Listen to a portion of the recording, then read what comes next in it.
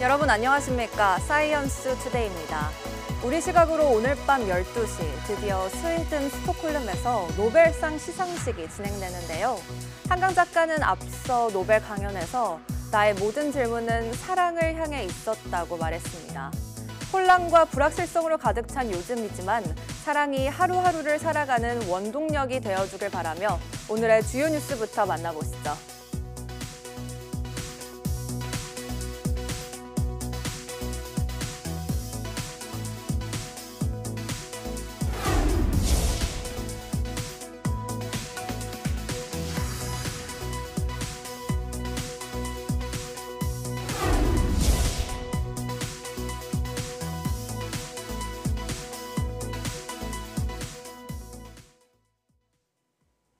영하 10도 안팎의 추위는 어제 아침까지 절정을 보인 뒤 낮부터 누그러졌습니다.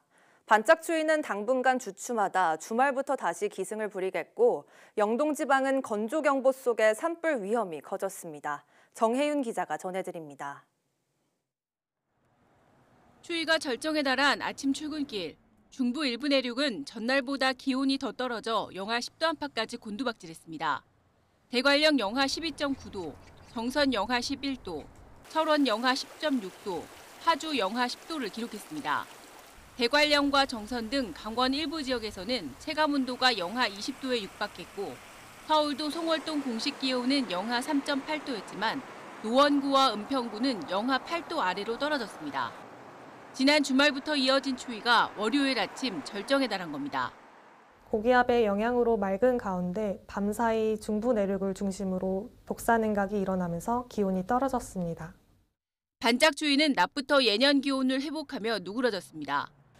기상청은 앞으로 사흘 정도 예년과 비슷하거나 높은 기온을 보이다 금요일 오후부터 다시 찬바람이 강해질 것으로 예상했습니다. 특히 이번 주말은 지난 주말보다 아침 공기가 더 차가워지고 체감온도도 더 낮아질 가능성이 큽니다. 예년 기온을 밑도는 추위는 월요일 아침까지 사흘 정도 지속할 것으로 보입니다.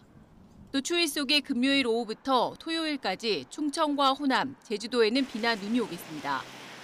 특히 건조경보와 주의보가 발령 중인 영동을 비롯한 동해안에는 건조한 강풍이 불 것으로 보여 산불 등 화재 위험에 대비해야 합니다. 기상청은 이 지역에 화요일까지 건조한 날씨가 이어지다 수요일 오후쯤 영동 지방을 중심으로 비나 눈이 내리겠다고 전망했습니다. YTN 정혜윤입니다. 올해가 지구 관측 역사상 가장 뜨거운 해로 사실상 확정됐습니다. 특히 지구 평균 기온 상승폭은 산업화 이전과 비교해 사상 처음으로 1.5도를 넘어설 것으로 분석됐습니다. 유럽연합 EU의 기후변화 감시기구인 코페르니쿠스 기후변화 연구소는 현지 시간 9일 이 같은 관측 결과를 발표했습니다. 코페르니쿠스 기후변화 연구소는 올해 1월부터 11월까지 지구의 평균 기온이 산업화 이전보다 1.62도 높았다고 밝혔습니다. 지금까지 가장 더운 해였던 지난해 평균 기온이 산업화 이전과 비교해 1.48도 높았던 것보다 상승폭이 더 커진 것입니다. 또 세계 각국이 2015년 파리 기후변화협약 당사국 총회에서 기후재앙을 막기 위해 설정한 한계선인 1.5도가 처음으로 무너진 것이기도 합니다. 혼란스러운 탄핵 정국이 이어지는 가운데 대통령 퇴진을 외치는 목소리는 더 크게 터져나오고 있습니다. 시민들은 매서운 추위도 아랑곳하지 않고 촛불 또 야광봉을 들고 거리로 나섰습니다. 이윤재 기자가 보도합니다. 반짝이는 야광봉을 손에 쥔 시민들이 차가운 거리에 앉았습니다. 윤석열 대통령이 믿고 의지한다는 곳 대구, 그 중심가의 모습입니다.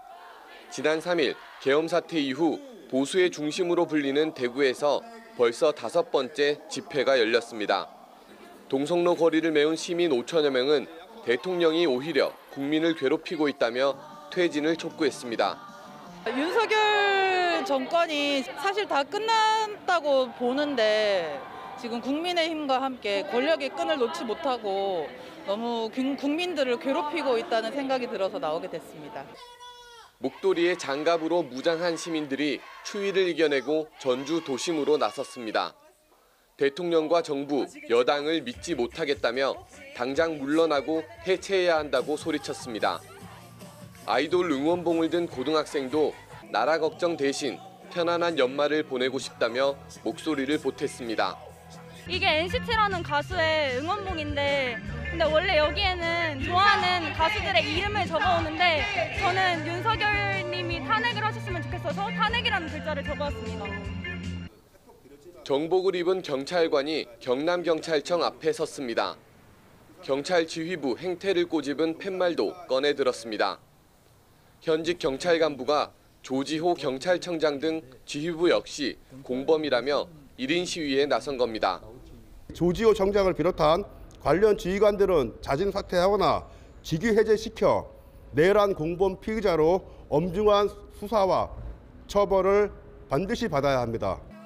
추위도 개의치 않고 거리로 나선 시민들. 대통령이 물러날 때까지 집회를 멈추지 않겠다는 시민들의 성난 목소리가 앞으로 전국에 어떤 영향을 미칠지 주목됩니다. YTN 이윤재입니다. 윤석열 대통령 탄핵안이 부결된 뒤 처음 맞는 평일, 국회 앞에서는 탄핵을 촉구하는 촛불 집회가 열렸습니다. 참가자들은 국민의힘을 향해 오는 토요일 2차 탄핵안 표결에 참여하라고 목소리를 높였는데 국민의힘 당사까지 행진해 밤늦게까지 집회를 이어갔습니다. 김철희 기자가 보도합니다. 월요일 저녁, 국회의사당 앞 도로가 사람들로 가득 찼습니다. 참가자들은 비상계엄을 선포한 윤 대통령에 대한 비판과 함께 지난 주말 국회에서 대통령 탄핵안이 부결된 데 대한 규탄의 목소리를 높였습니다.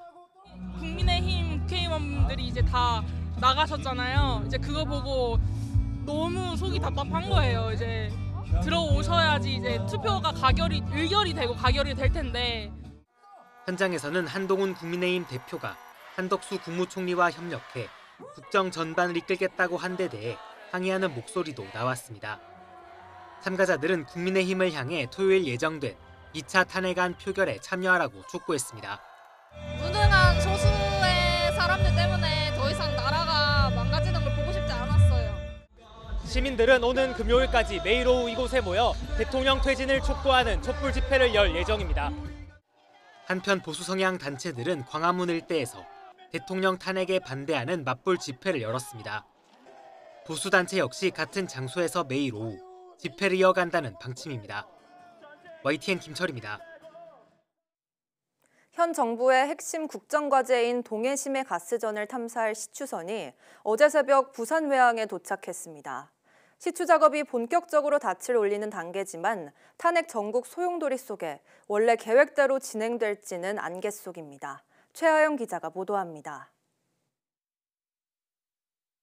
동해심해 가스전 사업의 첫 시추를 맡은 웨스트 카펠라오가 부산 외항에 도착했습니다. 오는 17일쯤 포항 영일만 앞바다에서 탐사에 나설 예정으로 가장 유망한 대왕고래 구조를 파고 들어가 시료 암석층을 확보하는 게 임무입니다. 실제 석유와 가스가 묻혔는지는 분석을 거쳐 내년 상반기쯤 결과가 나올 전망입니다. 시추 작업이 본격적으로 닻을 올렸지만 당장 탄핵 정국이라는 암초가 만만치 않습니다. 앞서 윤석열 대통령이 긴급 브리핑을 열고 직접 개발 의지를 드러낸 현 정부의 상징적 정책으로 꼽히기 때문입니다. 최대 140억 배럴에 달하는 석유와 가스가 매장되어 있을 가능성이 매우 높다는 결과가 나왔고, 게다가 최근 민주당은 1차 시추 탐사 예산 505억 원 가운데 497억 원을 삭감한 감액안을 국회 예산결산특위에서 단독 처리한 데 이어 우리가 우리 영토에서 부존 자원을 확인하겠다는 시도를 막는 것은 에너지 안보를 포기하는 것과 다름없습니다. 탄핵 없이는 예산안 협상도 없다고 못 박은 상황. 첫 시추 비용 1,000억 원 가운데 절반은 정부 예산으로 나머지는 석유공사 재원으로 조달하려던 계획에도 차질이 불가피해졌습니다. 정부는 예산안 본회의 통과 전까지 국회를 최대한 설득하겠다는 방침입니다. 이와 함께 2차 시추부터 해외 투자를 유치하겠다는 계획도 정치적 불확실성으로 난항을 겪을 수 있습니다. 현 정부의 산업 분야 핵심 국정과제가 탄핵 정국의 힘을 잃을까? 산업부와 관련 기관은 한껏 몸을 낮추고 시추 작업을 준비하고 있습니다. YTN 최아영입니다. 비상계엄 해제 이후 탄핵 정국 속에서 처음으로 열린 국무회의에서 R&D 분야 예비 타당성 조사 제도가 폐지됐습니다. 과학기술정보통신부는 10일 기획재정부와 공동으로 국무회의를 열고 과학기술법과 국가재정법 개정안을 의결했다고 밝혔습니다. 이번 개정안은 예산 요구를 1년 먼저 할 수 있는 사전 기획 점검제와 사업 유형에 따라 심사 절차를 다르게 적용하는 맞춤형 심사제도 도입 등 기존 제도보다 신속하고 유연한 연구 개발을 장려하는 내용을 담고 있습니다. 그동안 500억 이상 대형 R&D 사업의 경우 예비 타당성 조사 기간이 평균 2년 이상이 걸려 기술이 발전하는 속도에 오히려 걸림돌이 되는 제도라는 지적이 있었습니다. 이번 개정안으로 1,000억 원 이상의 사업인 경우에만 심사가 적용되고 그 외 모든 신규 R&D 사업은 일반적인 예산 편성 과정을 거치게 됩니다. 내년 상반기에 개정안이 국회를 통과하면 하반기부터는 새로운 제도가 본격 시행될 예정입니다.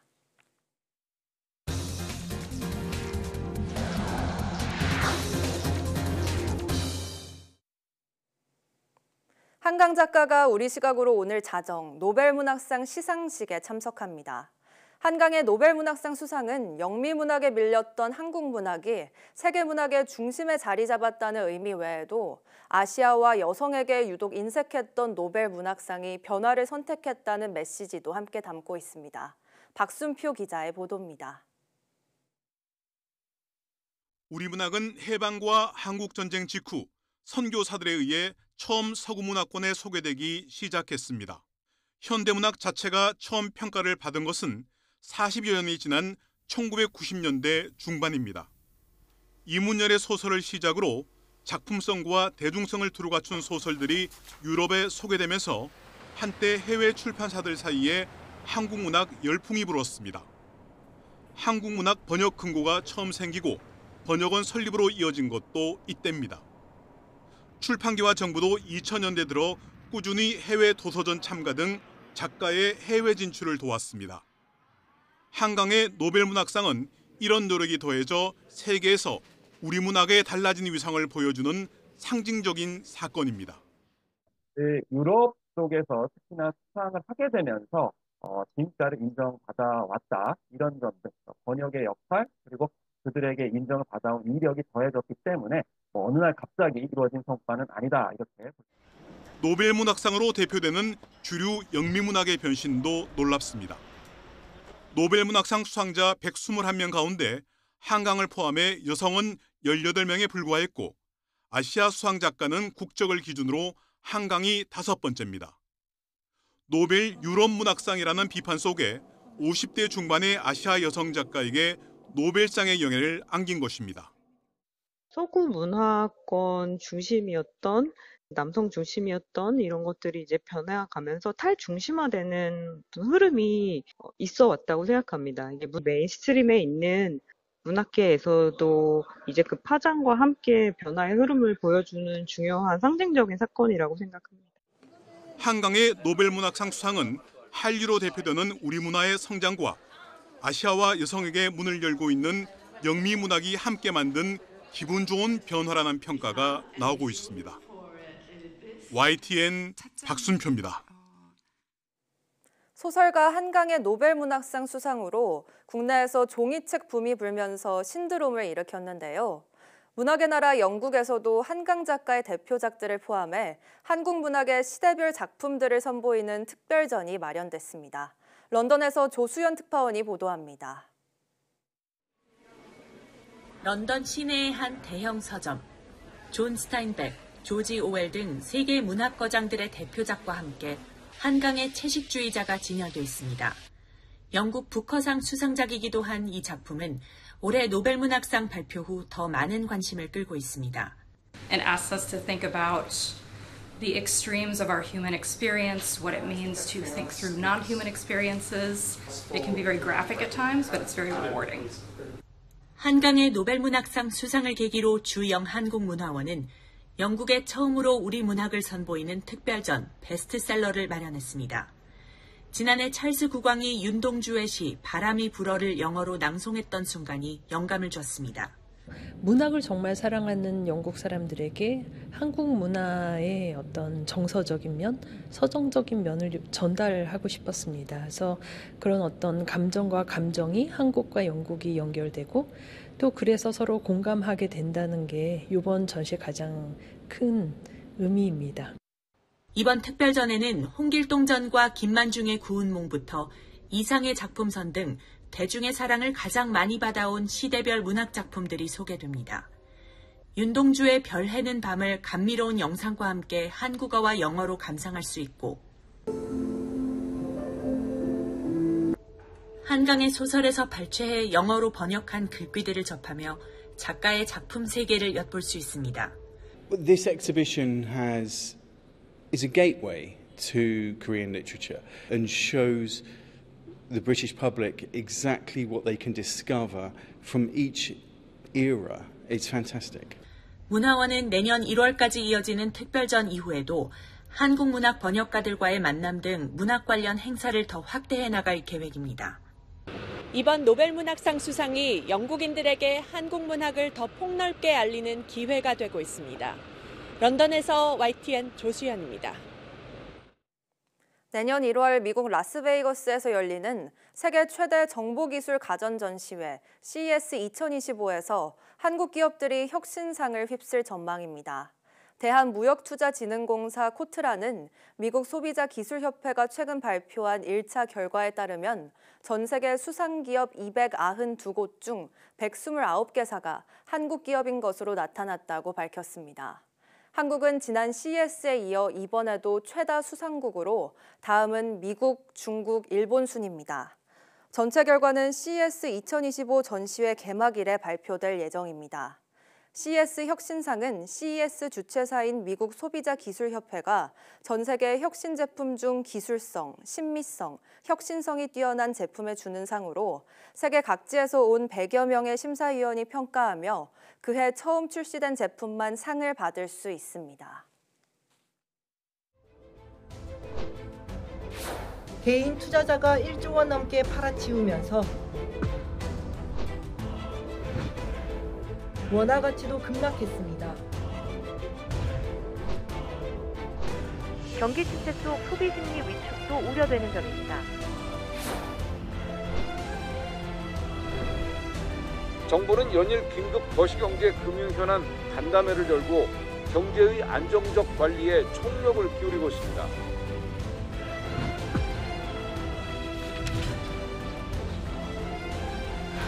만약 정치적 불안정이 지속되면은 국가신용평가사들이 국가시정 등급을 하향 조정할 가능성이 높습니다.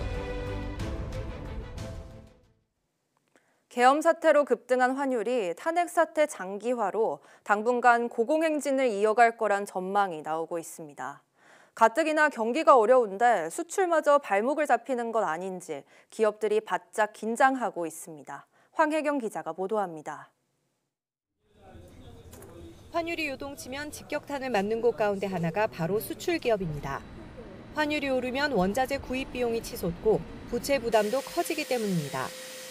리튬이나 니켈 등 원료 대부분을 수입에 의존하는 배터리 업계나 석유화학, 철강 등이 바로 그 대상입니다. 예를 들어 캐즘으로 고전 중인 배터리 기업 LG에너지솔루션의 경우 3분기 달러 부채가 6조 8천여억 원으로 달러 자산보다 2조 3천억 원 넘게 많은데 만약 환율이 10%만 올라도 세전 손실이 2,400억 원 가까이 늘어납니다. 예상하기 힘든 변동성 때문에 신규 투자가 발목을 잡히기도 합니다. 아직 전면 재검토 단계는 아니지만 삼성, 현대차, SK 등에서 내년 사업 계획을 다시금 면밀하게 들여다보고 있습니다. 방산업계도 긴장하고 있습니다. 비상계엄령이 내려지며 키르기스탄 공화국 대통령의 한국 항공우주산업 카이 방문 일정이 취소됐고 방위산업 분야 협력 의사를 밝혔던 스웨덴 총리의 방한 일정도 취소되는 등 줄줄이 퇴짜를 맞고 있습니다. 특히 트럼프 2기 행정부 출범이 코앞인데 국정마비로 이른바 관세 전쟁에 대응할 골든타임을 놓치는 게 아니냐는 우려도 커지고 있습니다. 국내 수입업체들의 수입 물가 부담이 가중될 수 있고 소비자 물가 부담으로 또 전개될 수 있습니다. 강달러라는 그 굉장히 어려운 국면에 취하다 보면 완화적으로 통화 정책을 운용하기도 어려운 사면 초과에 놓여져 있는 그런 거시경제 환경이라고 이해할 수 있겠습니다. 게다가 정치적 불안이 이미 얼어붙어 있는 내수 경기를 더 큰 수렁에 빠뜨릴 가능성마저 제기되면서 희망차야 할 연말연시를 더욱 불안하게 만들고 있습니다. YTN 황희경입니다. 지난달 파묘 같은 유지류의 가격이 크게 뛰며 세계 식량 가격 지수가 19개월 만에 최고 수준으로 올랐습니다. 여기에 정치적 불확실성이 환율 상승을 자극하면서 밥상 물가를 더 끌어올리진 않을지 우려가 커지고 있습니다. 오동건 기자가 보도합니다. 평소처럼 장을 보는 소비자들. 한치 앞을 알 수 없는 정치 상황이 물가 상승으로 이어지진 않을까 불안합니다. 경제나 이 나라 상태 보면 안 오를 수는 없고, 네, 그냥 이래저래 아무튼 불안한 게 제일 큰 것 같아요. 이미 이상기후로 식량 물가는 오름세를 탄 상황. 주요 농산물의 가격 동향을 나타내는 세계 식량 가격 지수는 지난달 127.5로 19개월 만에 최고치를 기록했습니다. 동남아에서 폭우로 인한 생산량 감소 우려로 팜유 등 유지류가 크게 올랐습니다. 물가에 큰 위협이 되는 것은 바로 환율입니다. 라면에 들어가는 밀가루, 커피 원두 모두 다 수입에 의존할 수밖에 없기 때문에 비상경 사태 이후 환율이 고공행진을 이어가면서 식품업계에 부담으로 작용하고 있습니다. 이미 초콜릿과 커피 등의 가공식품 가격을 올린 업체들은 고환율에 또다시 가격 인상을 고민할 수밖에 없습니다. 여기에 곡물류도 안심할 수 없는 상황. 우리나라의 곡물 자급률은 19.5%로 2008년과 비교하면 10% 넘게 떨어졌습니다. 밀과 옥수수 등의 수입 곡물은 환율 상승과 함께 언제든 물가 폭탄으로 작용할 수 있습니다. 원달러 환율이 상승을 하게 되면 수입하는 그 최종 소비재 가격이 바로 올라가게 되거든요. 그래서 뭐 수입 농산물이라든지 수입 과일 이런 것들의 가격이 영향을 받을 가능성이 크고요. 정치 불안이 계속되면 원달러 환율이 최대 1,500원까지 오를 수 있다는 전망까지 나오면서 밥상 물가의 불확실성도 점점 커지고 있습니다. YTN 오동건입니다. 전국 철도 노동조합은 총파업 엿새째인 오늘부터 사측인 코레일과 실무교섭을 재개하고 정부와도 논의에 나서기로 했습니다. 철도노조는 어제 이재명 대표를 포함한 더불어민주당 지도부와 간담회를 가진 뒤 파업 사태 해결에 힘을 모으기로 하고 오늘부터 임금 문제 등을 중심으로 사측과의 대화를 재개하기로 했다고 밝혔습니다. 철도노조는 또 총파업 주요 쟁점 상당수가 기재부나 국토부의 승인이 필요한 사안인 만큼 민주당에서 정부와의 교섭을 중재하고 대화의 장을 만들어주기로 했다고 밝혔습니다. 파업 닷새째인 어제 오후 3시 기준 열차 운행률은 평상시에 69.2%로 KTX는 67%, 수도권 전철은 75.1%, 화물열차는 23.2%의 운행률을 보였습니다. 세계 인공지능 AI 반도체 선두 기업인 미국 엔비디아가 중국 정부의 반독점 조사를 받게 됐습니다. 중국 국가시장감독관리총국은 중화인민공화국 반독점법 등을 위반한 혐의로 엔비디아 조사에 착수했다고 밝혔습니다. 엔비디아는 멜라녹스를 인수하는 과정에서 당국의 공고 제16호를 위반한 혐의를 받고 있습니다. 엔비디아는 2020년 데이터 센터 사업 강화를 위해 이스라엘 반도체 업체 멜라녹스를 69억 달러, 우리 돈 약 8조 5천억 원에 인수했습니다. 당시 중국 정부는 엔비디아가 신제품을 제공한 뒤 90일 안에 경쟁사에도 정보를 제공한다는 조건을 달아 인수를 승인한 바 있습니다.